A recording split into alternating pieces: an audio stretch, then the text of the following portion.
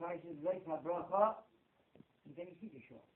And HaBrachah, the Torah Sivalon and Moshe, the Rabbeinu commanded, he taught us the Torah, my Rosh Hashanah, it's the inheritance of the congregation of Jacob, belongs to the Klal Yisrael. There was in Israel, in northern Israel, there was a rabbi calling that conducted an outreach program, and it drew a very large crowd because of his witty stories and humorous and witty stories, very intriguing, and he assumed that Israelis, boys that live and born in Israel, they should be pretty familiar, have pretty much of a background in Judaism and Torah. So he was amazed, overwhelmed by how little many of them knew. So much so that one of the boys he was speaking to didn't even know such a thing as a verse opposing the Torah, Shema Yisrael, Hear O Israel. He was shocked. So he told him, Rabbi, don't be shocked. How should he know? He's not even Jewish. But he was the leader, the social club leader of a lot of these boys that hung out by somewhere in an Arab hangout, and so he heard from them. He heard them laughing one time at one of the stories that he told at the class. So it sounded so interesting, like a magnet. He wanted to come here also. He came right up tonight and he was enjoying it. So he was the leader, somehow a social leader of many of these Jewish boys. So there's according to HaBrachah, we're not missionaries. That's number one. We don't go out to proselytize, to make Jews from non-Jews. We have enough job making Jews out of our Jews alone. But to proselytize, to make non-Jews for Jews, that's not our thing. In fact, we discourage it. Because it's a heavy commitment. So, like there's a Jewish expression, a gesunde Kopf in a kranke Bett. So, and according to Jewish law, it's also, not only don't we encourage it, but it's not permitted to conduct classes to teach the non-Jew, to teach him Torah. This week's Torah reading also, Yoira Mishpatach, the Gemara says, and for Yoira Mishpatach Yaakov, Mishpatach for Yisrael, as to teach Torah to Jews, Mishpatach, and there's the statutes to Jews.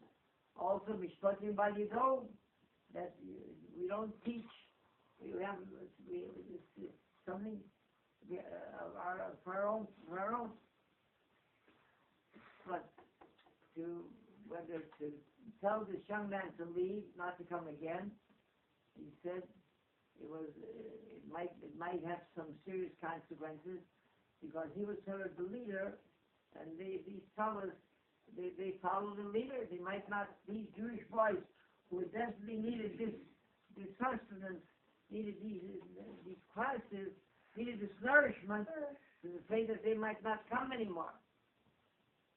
So, by the Moshe Feinstein, the friend of HaBrachah, and Moshe is a true Nivus Moshe, a Bacher, a Yeshiva Bacher, used to translate the Haggadah, for the family would get together on Pesach, and many of them didn't have much of a background, so he would translate the Haggadah into English and tell them the Torah and the Haggadah in English. One of the members of the family married out of the faith, and he brought his new bride to the Seder on Pesach. So he went after Pesach, he went after Shaila, by the Moshe, the friend of HaBrachah, what should he do? Should he, next year, might bring her again? Is he permitted to discuss Divrei Torah, words of the Torah, in front of a non-Jew. So it's amazing. The Gemara tells us, the Gemara says that the only time is forbidden is what your intention is to teach them. If you're sitting down with them, you're teaching them directly. But if you're yourself, you're sitting and learning, and you're speaking out loud some of the content of what you're learning, the text, and the Gentile has to be sitting by, the Moshe says that's not forbidden.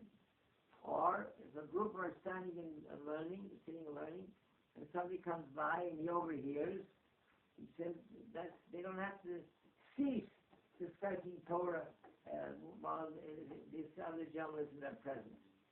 And he substantiated to the Gemara from the great sage of Gamliel, who had a servant Tevi, a servant Tevi, who was a tremendous Torah scholar, and he always found ways to overhear and to pick up all the time words of Torah, so much so that the Talmud says that he was ready to be ordained.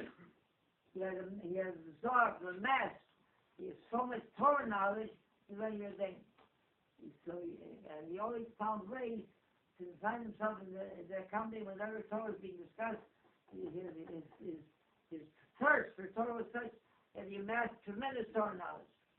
And when you said we don't find anywhere in the Gemara that any of the scholars that were sitting here in Gamliel himself took caution not to speak Divrei Torah in front of this gentleman, in front of this servant Tevi, who was not Jewish.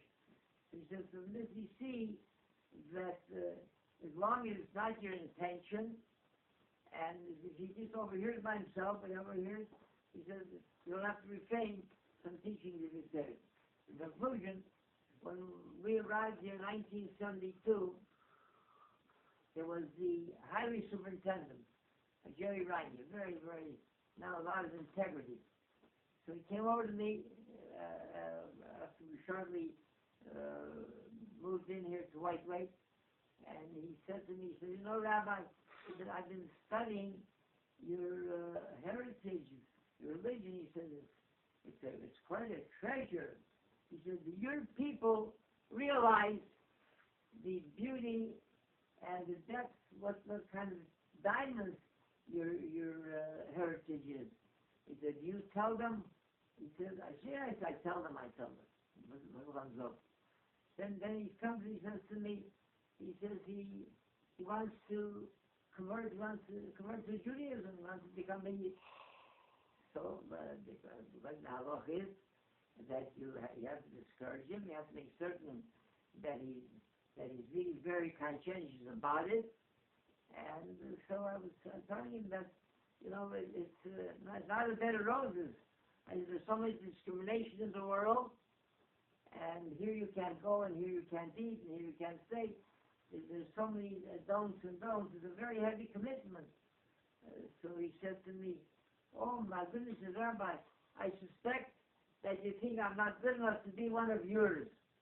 I said, no, Jerry, heaven forbid. I said, not everybody was created in this world to be Jewish. Every person was created with a certain mission in life.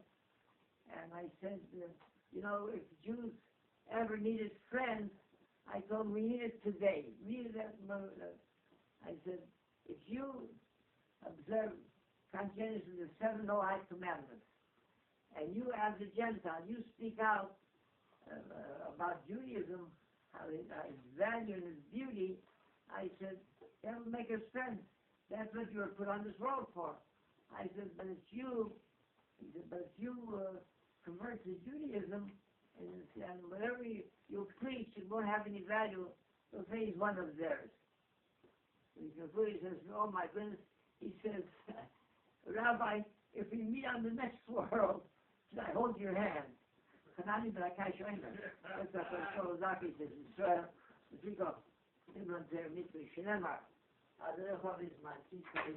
Yad L'Torah v'Ya'avir. It's not funny. It's Because really... you cannot